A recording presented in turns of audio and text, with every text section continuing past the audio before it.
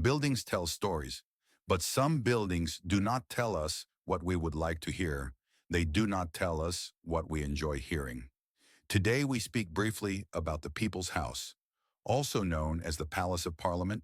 The complicated, controversial, and tragic story of its construction we will leave for another time. For now, we don't want to say what this building is. We only want to say what it is not. This building is not harmonious. This building is not a landmark of universal architecture. On the contrary, it can be considered an anti-landmark. This building cannot be seen as a true symbol of Romanian values.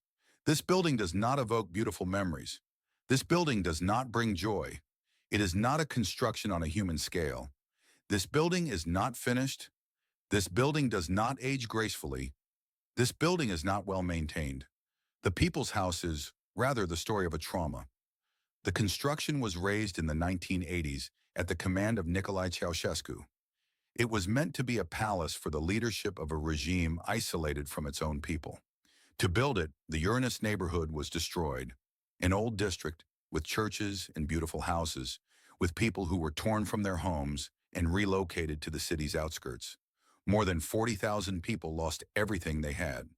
On the site of their homes, a mammoth structure was erected, almost 300 meters long, over 80 meters high, with hundreds of rooms, tons of marble and crystal, one of the largest buildings in the world, but also one of the heaviest burdens of Bucharest. Today, the People's House attracts tourists. Many come to marvel at its size, to take photos of the largest administrative building in Europe. But for those who know the story, this building is not about the people. It is about the cult of personality, about demolitions, and about a wound that is never healed. And next to it rises another colossus, the Cathedral of the Salvation of the Nation, a construction begun in 2010, partially inaugurated in 2018, still unfinished.